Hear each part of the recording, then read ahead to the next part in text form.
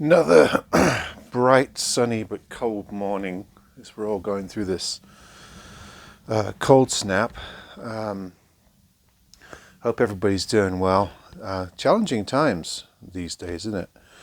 Um, I thought today I would go through some questions and comments that have been coming up on my videos. I jotted down some things that have arisen more than once that merit some sort of comment.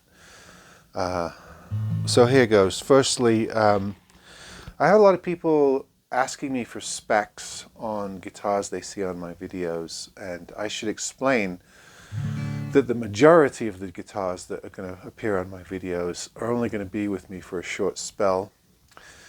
If you ask me for a spec or a dimension on something I still have, I'm more than willing to go and measure it or get that information for you and reply.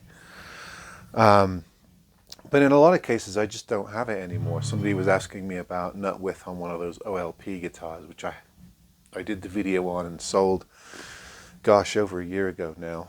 And one or two others as well. So just bear in mind that a lot of these guitars I show you, this one's hung around, this Yamaha A1R, because I really like it. But a lot of them, even the good ones, I just can't keep them all. I can't be greedy. I move them on. So I'm not always going to be able to give you specs or dimensions or details. For most guitars, you can go to the website and get that information. I realize that some of these budget off-brand type things often don't have websites and dimensions, so I don't blame people for trying to get that information, and I'll try to give it where I can. I had a couple of very, kind of rude comments recently about my videos on China and trying to goad me into getting into Chinese politics, particularly the Communist Party of China. I very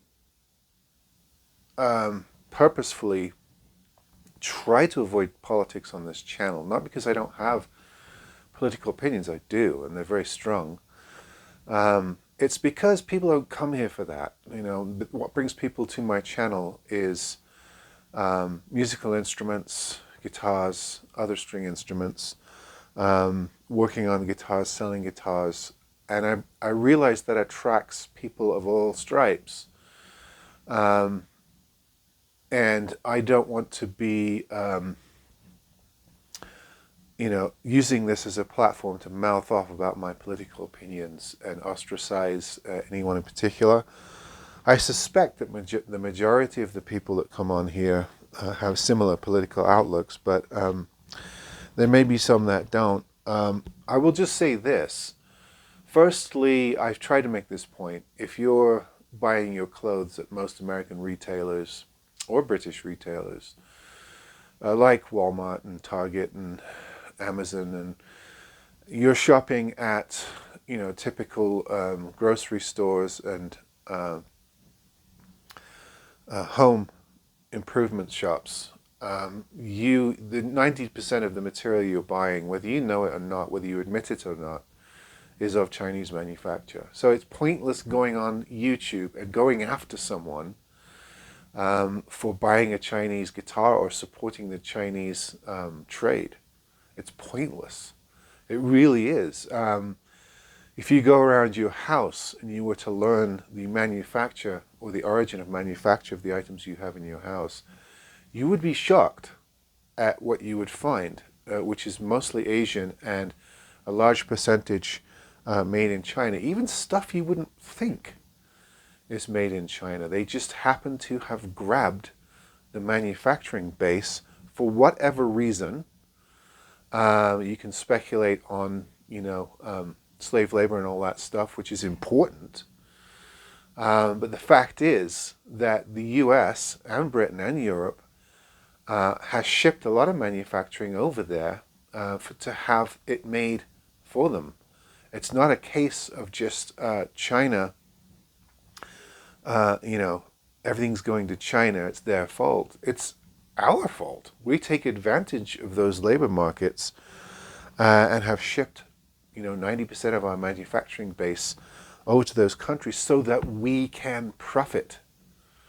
It's pointless, again, it's pointless trying to moralize them when we take advantage of it. And, most millionaires in this country, billionaires, names that we all know, have built fortunes off of the fact that they can get things made or they can buy low and sell high.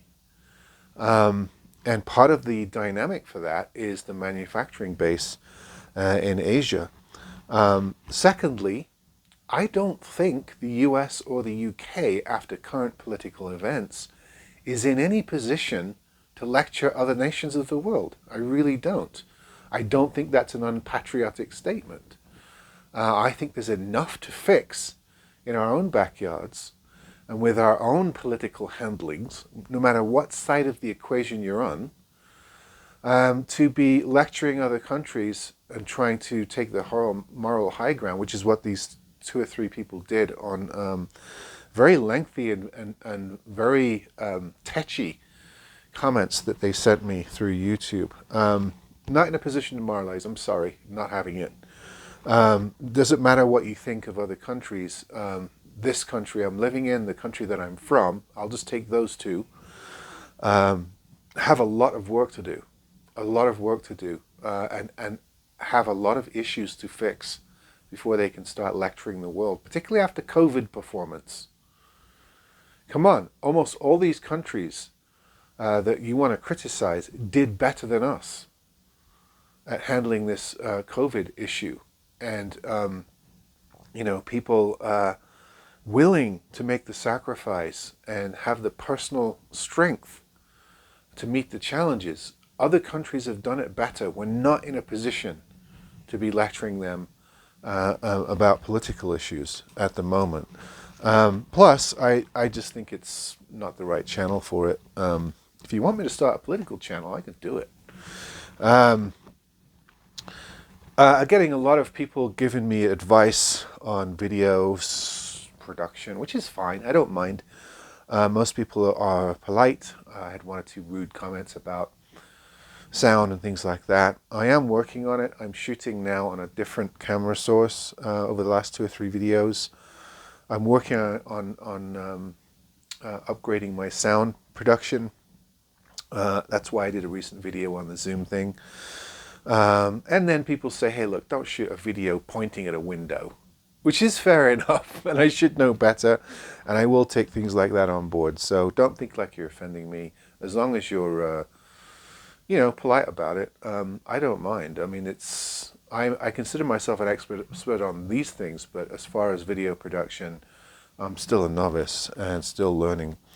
I'm also getting requests for certain reviews of brands and models. People say, can you review this guitar or this ukulele?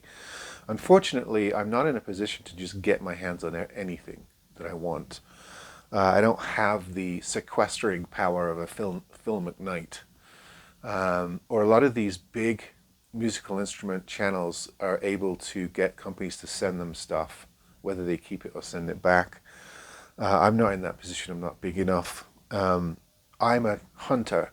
So what I find is what I find. I try my best to cover as many brands and models, particularly ones that other channels aren't covering. For instance, stuff like Perdipe. I was doing the IYV before anyone else. Those kinds of brands. I believe I had some of the earliest Idlewild videos as well. The Monoprice brand. I'll try my best. If you say, hey, somebody said to me, hey, can you review a Zouwei guitar? And I just hadn't had one on the way, so I could fulfill that request. But in a lot of cases, I'll keep an eye out for it, but I don't have like automatic sequestering power for particular instruments. A few nasty comments on tuning in videos. I try to make it clear when I'm making these videos. I am, for the most part, sometimes I shoot a video about an instrument before I fix it up or set it up. For the most part, I'm working outside, setting up guitars, doing fret work, action setup, going through the interiors, regrooving nut slots, sometimes replacing parts, strings and tuners and things like that. Getting a guitar playable. And while I'm in that process, I get excited because I know I can come inside and shoot a video on it. So a lot of times when I do shoot the video on a particular instrument, it's an instrument that has just been set up. Now I do stretch strings out after a setup, but every once in a while when I tune up and I'm playing, it goes flat or sharp. And I apologize and I try to retune at that time. Sometimes I edit that part out as well. So I apologize if there are videos where I'm slightly out of tune. I do hear it. I do have perfect pitch, not to brag, but I do, and I do hear it. And a lot of times I can fix it on the fly really quickly. But there are times where, you know, a guitar that's just newly set up and with new strings, playing on it for the first time afterwards will go slightly out of tune. And it's not because I'm unprepared or I'm not able to tune, as some people very unkindly suggested. It's because I'm showing a guitar I literally just took off my bench and brought into the house. So it's going from the cold garage to the warm house as well. So thanks for your patience on that, and for the people that don't seem to understand that, you know, either deal with it or feel free not to watch. Because I watch some of the big YouTubers and their guitars go out of tune as well. So that's just the way it is. Lastly, a couple of people have asked me about live events, the YouTube live events. I'm not big enough to do it. I don't want to set up a live event and have like 3 people show up or even less. There's no point. So I'm going to do these question and answer sessions for a while until maybe in the future I can do a live event. I've watched a few live events lately and I have mixed feelings about them, and I'll tell you why. Firstly, a lot of the live events, and there are a few YouTubers in the musical instrument realms that do them. They're big enough, well I think we know the names. They do a live event, and firstly it goes on too long. It just does. There are people who shoot live events and they're 2-hour videos, and I'm thinking, who's got 2 hours to sit and watch somebody chat? And some of them are interesting. Some of them could have been cut down to half an hour tops, and would be better for them. Or maybe they can take just half the amount of questions, or just have the event go for half the time. A lot of them go on too long. I like watching YouTube videos and supporting other YouTubers. However, people who shoot 2.5 hour videos, it makes it difficult. That's a large chunk of the day. We've all got work to do. Even in the evening, when I'm relaxing, a 2-hour video is a big ask. So a lot of these live events just go too long, for one thing. The other thing is that I've noticed a lot of them have the live chat streaming, and the chat is dominated by what we now know as super chats. That's where people pay to have their chat preempt everybody else's and be recognized or read out by the YouTuber. And you know, in some cases these people have something interesting to say, but I've noticed a lot of times these people, I don't understand why you would pay. You pay money to send your chat to be read out loud by the person making the video. And A, you don't have anything to say. B, what you're saying is repetitive or already being talked about by the YouTuber. C, you can't take the time to phrase your comment/question in a way that makes sense. So many times they're trying to read out badly garbled messages, often with misspelling and nonsensical grammar, and that's not because, you know, I'm any sort of grammar Nazi, but it makes it awkward for the person reading it out. And you know, it's set up what I consider to be a very unfortunate dynamic, because you look at people in the regular chat whose comments are just streaming past and not getting recognized, And a lot of times they have better comments or more interesting things to say. It's just that they can't afford to, or they don't want to spend money to be noticed. And so it's set up this sort of culture of people willing to pay to jump in line, if you like. Imagine you're at some event and you're all lining up waiting to take your turn for something. These are the people that are willing to jump in the front of the queue and pay a couple of dollars or pounds or euros to do so and have everybody notice them doing it. I don't know. I have mixed feelings about these things. I really do. The dynamic sometimes is pretty horrible. I was watching a live event, not guitar related, but by three YouTubers that I really like from England, and the people that dominated the super chats, it was just awful. It was awful, and every time they had to read out one of their comments, you just want to turn the video off, because these people are the most uninteresting, and their messages are just awful. I mean, poorly written. A lot of times they can't figure out how to read it, or they don't make sense, and they're having to try and apply context or something. It's just awful. I wish it didn't have to be that way. I really do, but obviously it does. Lastly, I get people often saying, "Hey, what's the best guitar I can buy for $200?" And a lot of times I say, "What are you talking about? Electric, acoustic, classical, electric, acoustic?"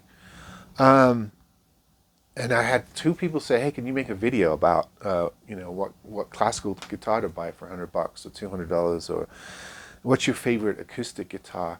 To get the real answers of that, watch some of my videos, because that's what I cover most of the time. But when it comes to what I'm trending towards, and I hate that word, but I'll use it these days, when it comes to classicals, there's a dearth of classical bang for buck guitars at the moment. So often it's Yamahas and Takaminis, and you all know those models. I still find value in Cordoba. I really love and support and have done a lot of videos about the Cremona line. That's Cremona with a K. And every once in a while I'm still getting a good Pro Dipe classical for a good price, and they're really well made. And then it's just sort of like hit and miss. After that, for acoustics, I was big on the Monoprice brand Idlewild for a while, particularly their cedar model. That seems to have gone away. Now when I go to Monoprice or look on eBay, all you see is the solid spruce one, which is all right, but it's nowhere near as good as that cedar model. And they've got a new figured ash one, which I haven't seen yet, but I've heard people say it's a bit dull. It doesn't have the same sort of range of sound as the solid cedar and spruce models, which is fair enough. It's hard to get hardwoods like that to sing. I still think quite a lot of orange wood, even though my results with them have been a little bit mixed, but largely good. I've heard great things about their solid top models, if you can afford them, but I still think some of their laminate tops sound really good with the setup. I'm really big on Harley Benton acoustics. Now everybody raves about their electrics, but let me tell you, the couple of acoustics I've got from them have been excellent for the money. And my son just got an all mahogany model. He's studying in Europe at the moment, and with COVID and everything, I just told him order one from Thomann, and he did, and he really likes it. So the Harley Benton acoustics. I'm also really big on the James Nelligan. I do watch those for price. They jump around a lot, and so I buy when the prices are down. I found them to be really good value. If you've been watching my videos, I also grab Blue Ridges when I can. Every time I get a Blue Ridge and set it up, I have a hard time letting it go. They're that good, and they're that consistent. I know they're a bit more money than the budget brands, so you're looking at more like, $400, $500, $600. But I'm telling you, they're some of my favorite acoustic guitars at the moment. I've got two behind me that I'm just having a hard time moving on. And then for a while there was a resurgence of Sigma on Amazon, and I was buying a few of those and setting them up and selling them locally because they're so good. I think they were selling for about 150, and they were worth 250 all day long. That seems to have dried up. I'm hoping Sigma will put another load of those up sometime soon. Worth keeping an eye on. Then after that, it's your Yamahas and your Alvarez, some of your Ibanez Artwood models. Court, the Earth series, is excellent. So there's a lot more choices in acoustics. I find acoustics easier than, say, classicals. You'll notice I'm dabbling more in electric guitars lately.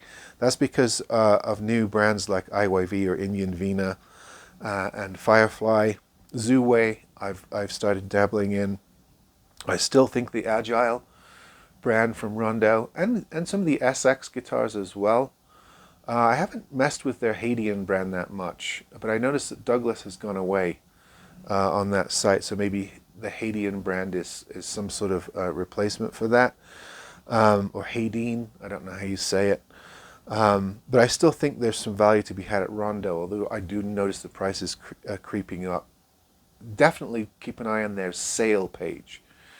You have to go into I think their regular page to get the sale link. But that's where I buy stuff. I don't tend to buy stuff regular price from those. I keep an eye on their sale page. Of course, Harley Benton's from Thomann are great. There's some great new models I'm really looking forward to trying out. Those really stripy telly-shaped guitars they've got. I forget the brand name on those.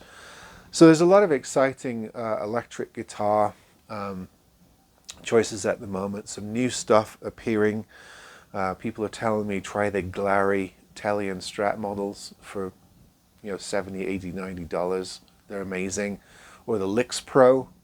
They seem to have a really nice Ash like 52 Telly copy. And those may be coming in the near future, but there's so many options for electric guitars. Again, if you can do some setup or have somebody do it for you. Some good options on acoustics and electric acoustics. The one that I'm struggling with at the moment is classical. I've been relying a lot on the Cremona line, and occasionally, Cordoba C5s, which are great value as well, and some Alhambra here and there. So those are all, that's kind of a quick guide to, guitars that I think are worth the money for those that can use that information. So there you go. There's a few topics and questions and comments that have cropped up quite a bit on recent videos, and I thought I'd spend some time to approach them. Hope it's helpful, and I hope you're all doing well. See you on the next one.